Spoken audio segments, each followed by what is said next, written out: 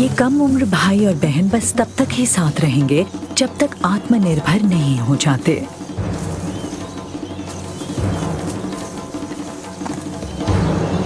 पर जब बच्चे सिर्फ नर ही होते हैं तो उनका आपसी रिश्ता बहुत मजबूत होता है। ये एकजुट हो जाते हैं। इसमें भाई ही होते हैं और कभी कभी ये दूसरे कम उम्र नरों को भी अपने झुंड में शामिल कर लेते हैं। चीते बहुत तेजी से अपने शिकार का पीछा करने के लिए मशहूर हैं, पर दूसरी बड़ी बिल्लियों के मुकाबले इनका वजन हल्का होता है। इनमें शेर जैसी ताकत नहीं होती और मैदानों में मिलने वाले सबसे ज्यादा और सबसे बड़े एंटेलोप को मारने में इन्हें जूझना पड़ता है। ये है विल्डबीस्ट। पर अपने गैंग्स में इन भाइयों की ताकत तिगुनी हो जाती है।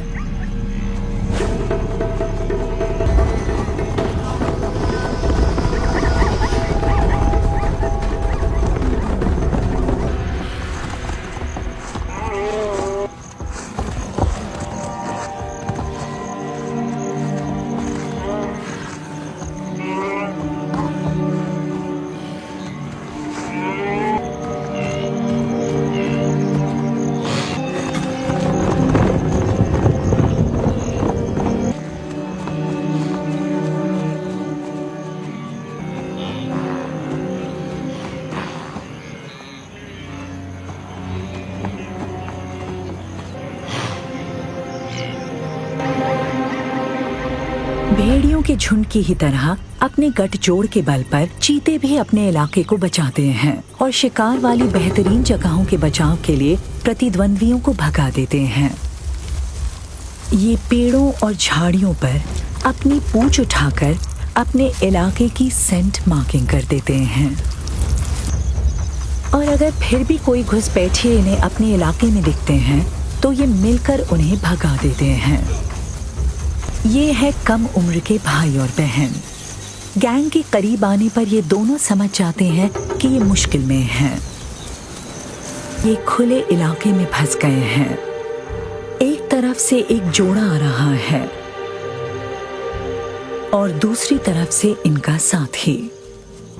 हमले की जिम्मेदारी युवा नर संभालता है, जिससे मादा को छिपने का मौका मिल जाता है। कम उम्र का नर संपर्ण दिखाने के लिए पीठ पर लेट जाता है और ये भाई अब अपने अगले कदम के बारे में सोचने लगते हैं। हालांकि इनका इरादा हमला करना नहीं था, पर ये पता चलने पर कि इन्होंने एक मादा को घेर लिया है, हालात बदल जाते हैं। सबसे पहली बात ये कि अब ये अपने आसपास किसी नर को भटकने नहीं देंगे। ये इनके संसाधनों के लिए खतरा है। गैंग अक्सर मरने मारने पर उतर आते हैं। ये नर को मार भी सकते हैं, पर इस बार ये इसे जाने देते हैं। ये अब यहाँ आने से पहले 2 बार सोचेगा। अब ये इसकी बहन की तरफ ध्यान दे सकते हैं। ये इनके गैंग को ज्वाइन नहीं करना चाहती, पर ये इनकी बंधक है। अनुपात है 1 और 3 का और ये इन्हें धोखा देकर भाग भी नहीं सकती। तो मर्जी से या मजबूरी में अब अगले कई दिन या कई हफ्ते इनके साथ रहेगी, जब तक ये इनके साथ मेट करने के लिए तैयार नहीं हो जाती। एक गैंग में होने के कारण भाइयों को न सिर्फ सुरक्षित ढंग से खुराक मिलती है, बल्कि एक बढ़िया इलाका और मादाएं भी मिल पाती हैं।